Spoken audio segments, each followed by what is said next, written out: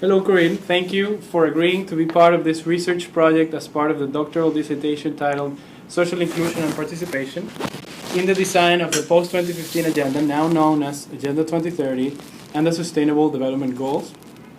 Your role and experience in the post-2015 process will provide significant input about the level of social inclusion of this development process. Hi, Corinne. If you can give us your name and affiliation, please. Corinne Woods, Director of Communications, World Food Programme. Thank you for agreeing to be a part of this. In your opinion, what is the value or importance of social inclusion and participation during the design of the post-2015 Development Agenda design and the Sustainable Development Goals?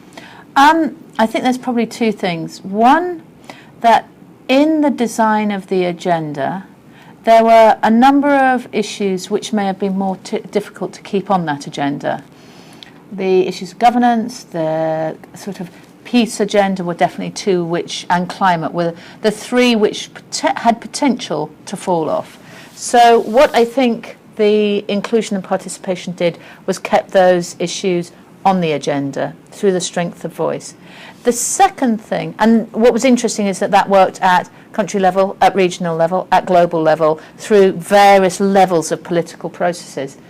The second thing was that the process of participation and inclusion elevated certain issues to a point where it became untenable for them not to have a lead role around the agenda. I mean, if I look at the sort of issues around gender parity, some of the sort of language about leave no one behind, that came about because of the level of participation and inclusion.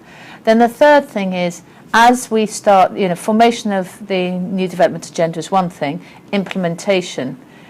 What we see is the process of participation and social inclusion meant that there were players who, if you look at the MDGs, probably were not engaged or were engaged towards the end of the process. So the increasing role of the private sector, for example, the faith-based groups.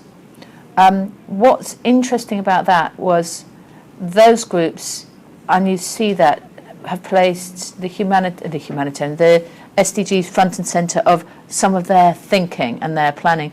So it's sort of, there's an ownership there, as there is with an ownership of many other different players, which makes the starting point for implementation a much easier starting point, given everything we know about the MDGs.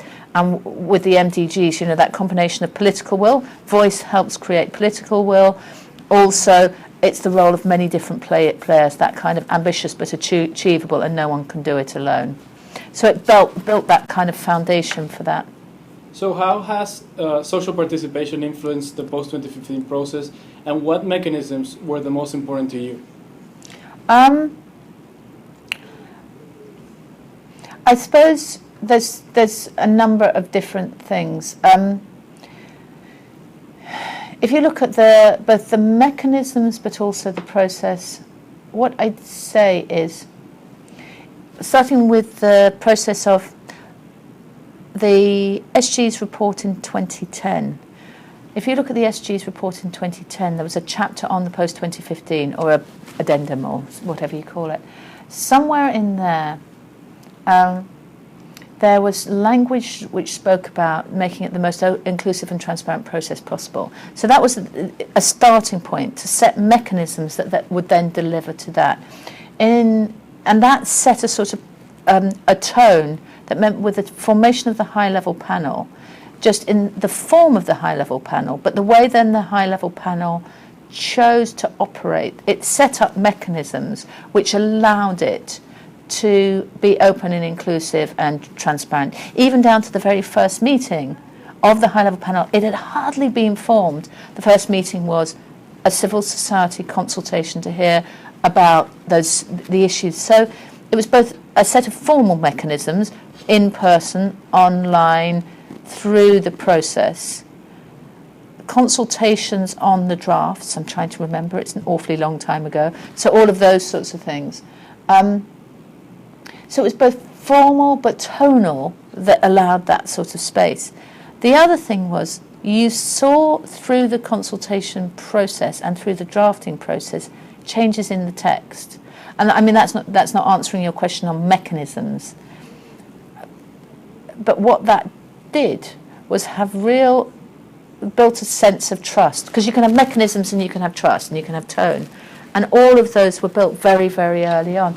I think what happened with the UN Development Group, the work that was led by Olav and John Hendra was extraordinary, because it would have been very easy for the UN to do what the UN does and go off and do its own thing. And the UNDG, I feel as though it's one of the few times you really saw the UNDG come together and in a very intelligent way go out and consult, but consult in a way that was so open and so transparent that it couldn't be accused by civil society of doctoring or being closed or any. So there's that mechanisms.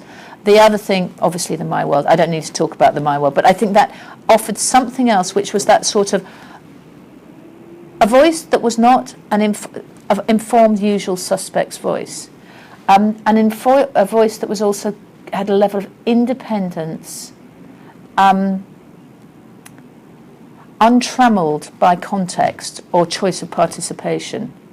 And that's quite important in a political process where you're trying, in a process where politically governments, this is probably going to be a question you're going to ask it later, but anyway, in a process where governments at a political level and a bureaucratic level are trying to place and create their positions on certain things, to have a voice that is not informed by being activists, which a lot of individual consultations had, being special interest groups, fantastic work by the Disability Alliance, being civil society who might have a particular interest, a simple voice of citizens directly to decision makers, did provide an interesting alternative mechanism.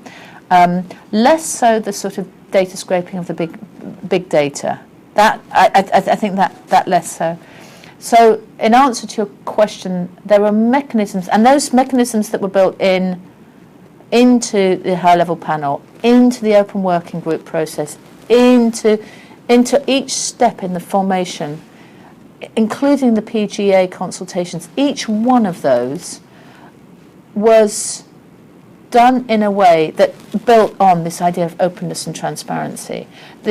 And so built trust, and also clearly had impact on the drafting of text and the decisions that were made. So it became part and parcel of almost every process. Did that answer your question? Yeah, absolutely. Thank you, Corinne. And you're actually going ahead, but that's okay. In your view, was the design of the post-2015 agenda an inclusive process? I guess you answered some of this. And what evidence is there? What evidence is there? So an inclusive process is presumably efforts are made to include across the board, and there is inclusion in the conversations, which clearly there was, and you have evidence, and the exhaust fumes of the online consultations, the offline consultations, some of those interesting things about ensuring that those who were hardest to reach in the conversations were also reached, be that what's it called, the process? Participate. Was it? Yes. Participate. The ground level panels, that to the consultations, the online consultations and offline on the sort of substantive side across equity, those thematic consultations through to the My World, all of those were efforts to reach out, as well as the ongoing consultations in the processes. That's one thing that says the efforts were made to go out there. Were they listened to? That's the other bit of inclusive. And I mean, there's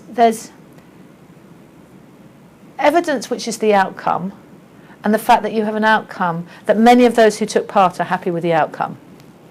And you don't expect a binary, this is what we want and this is what we'll have. But there's not a strong opposition to what the SDGs are. So it's fair to say the outcome is universally supported. Secondly, is there anything that there was a strong voice on that is substantially missing from the agenda? No. the degree to which in the process, the diplomatic process of coming to the final text, those consultations were used. What we do know is efforts were made to bring those, the World We Want briefing papers, the My World briefing papers. We know efforts were made to use those. How much they were ultimately used and impacted, I don't think we know. So that final little end bit, I don't think we know that.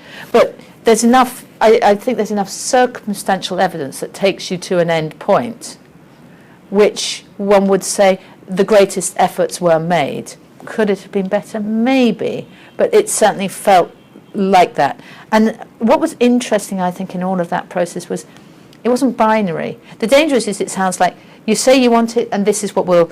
There was a calibration of a lot of those voices, and what that I think really helped. I always remember the second meeting of the high-level panel in London. Grassa Michel, John Podesta, the guy from India, Banerjee, took the panel. 200 civil society organisations, and they said, so, what do you think's on the agenda? Everyone put their hands up. And it was just like, it's this, and this. And so at some point, Grassa Michel was leaving, and she said, I'm sorry, I've got to go. She said, but so far, I think the new development agenda will have 32 different goals. Is that right? I think it's 32, but I'm moving halfway through, so I'll probably think it's 60 goals. And do you think you'll be happy with 60 goals? And she basically left the meeting, but there was a very interesting, because it created a dialogue about how are we going to make choices to get to a point where it's a reasonable agenda. So what it also did was, for those who felt very strongly certain things should be in the agenda, it created also, the inclusiveness created an understanding of what it means to have a goal as opposed to a target, as opposed to an indicator. Can what you think needs to be important be realised in a form that doesn't say, I want a goal in this way? And I think there was a really interesting moment towards the end. I saw it with the disability groups and the youth groups, where we had an interesting conversation which with them, towards it was open working group moment, where we asked them to frame up. So what, from where you see things, what are the options that you think member states could take to get to a point where you feel you're happy, but they also can keep to not to have to, some of these principles about not too many goals and so on and so forth. So, you've touched on this, but then how familiar are you with the results of the My World survey, the UN system consultations, civil society consultations, or even the UN Global Pulse Big Data tools? Have you participated, interacted, designed, or implemented any of these instruments? And to your opinion, were these results transparent and accessible?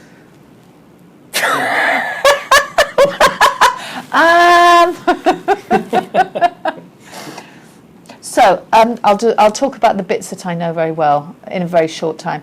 My World. So My World was something that was born out of, from my perspective, my experience of doing the Say Yes campaign in for the special session on children.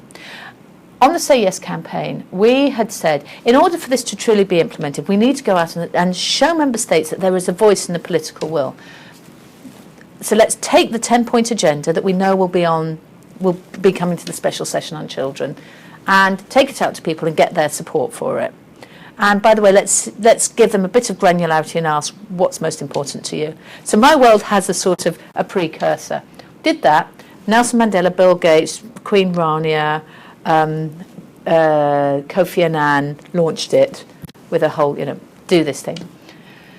And the way we designed it was to sort of go out and we'd ask people, do you support this? Say yes. So we got 93 million people. 93 million people supported it. Amazing, fantastic. We did a handover, children to Nelson Mandela, Mandela to the SG at the time, to Kofi Annan, PGA. It was beautiful. I'd say that the impact on the policy decisions and the outcome was not as, I really felt it was great as a campaign, but it was a little bit sound and fury. It felt wonderful, but what real impact did it have? Did it get carried back? That's why when I was thinking about the post-2015, I said, let's take this sort of idea and bring it to the new agenda. And that's when conversation with Paul, conversation with Claire, and then they came back and had really thought about that, what that would be. And the beauty or the sort of brilliance of the My World was it was a campaigning approach to a policy question as opposed to a campaigning approach. And that the rigor of some of that was really key. So that's the question about what I'm familiar with. Did it have what was the question? Was it Were these results transparent and accessible? Well, what I'd say on the transparency and accessibility, on all of those. Transparency is a funny thing in this world at this moment. In a world where, if it's online, it's transparent. That's not necessarily the case. Transparency, accountability has to be, there's a number of things. One, there's a transparency and accountability back to the people who've given any input. Also, how accessible and transparent everything that was done actually was. I think there were efforts made by making the data on My World, the big data, accessible, great tools to be able to use in terms of data visualizations. All of those efforts were made, lots of efforts of presentation. But the efforts were singularly focused on outcome on the SDG, final adoption of the SDGs.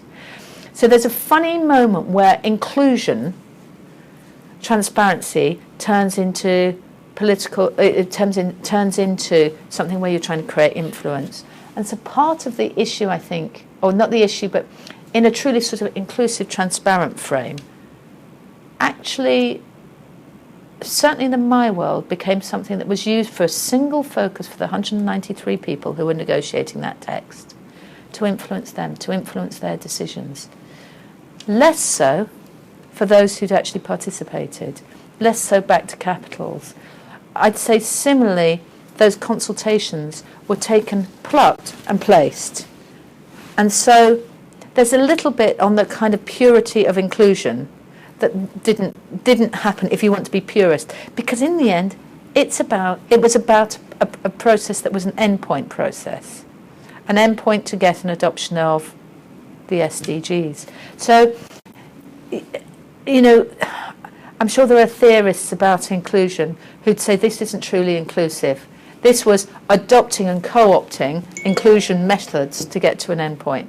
And I think we need to be clear about that. My World was fit for purpose. It was built for a particular purpose. It was built for a purpose. And it was built to keep the agenda ambitious and bold. Built on the theory that if we ask individual people, they'll be ambitious and bold. So, there's a little bit of that I think we have to be clear and cautious about why we did what we did. So do you think the results were of the aforementioned tools that they were useful or easy to make sense of? Because you answered that. Yeah. In your view, were these results presented in a timely manner to policymakers? Did they have any impact on the design of the post-2015 agenda? I guess you also answered some of that. But do you think that the SDG proposal in and of itself is inclusive? So I think there's an interesting thing. So one of the things that was difficult, and I still think it's difficult, is qualitative consultations are often difficult to understand what the hell you're actually, what the recommendations out of a consultation are. And so the problem is that you can have a pen who comes in and says, right, I've read all of this stuff, here are the recommendations, synthesizes, always open to bias. And I mean, that was part of the challenge of the UN taking something, the consultations, and penning it. So then they were made open. You can come in and do whatever you want with them. I didn't see anyone do anything with them. It was really interesting. So there was almost a resistance of those are the UN's consultations. And I think there is who it comes from is seen to be difficult, which My World overcame because, once you've got the 17, once you've got over the fact that there's 16 and we don't quite like the 16, even though our whole Uganda story, actually, then, there's no bias to it. And yet, while I think the world we want stuff on cutting that data, trying to bubble that data and all of those things, the problem with it was, those data visualizations on the world we want, is you're not quite sure what's being said. That the leap from the qualitative to the visualization to the what that means, I need to stop in a minute, is somewhat of a challenge.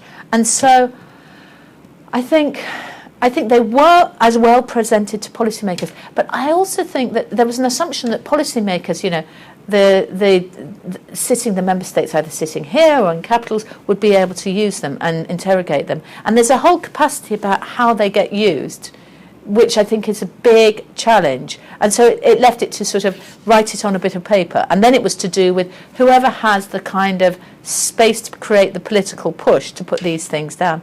The other thing was, there were lots of other consultations. There was Participate and Beyond 2015 and all these other things because of the sort of instinct of civil society not to want to take something run by the UN.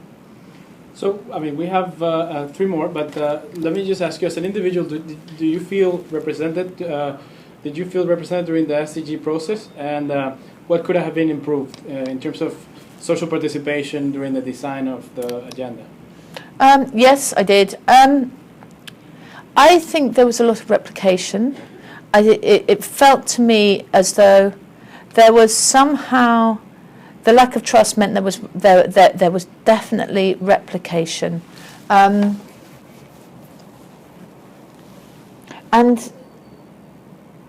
there was sometimes.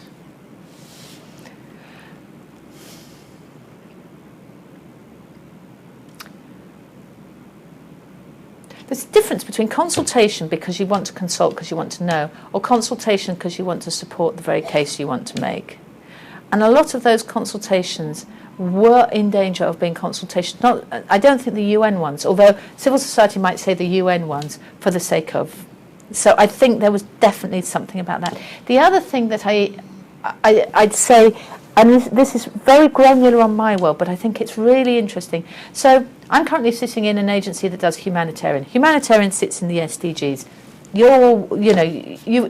You've worked on the climate stuff. The framing of my world was framed by development thinking, not by humanitarian, not by the sort of environmental climate.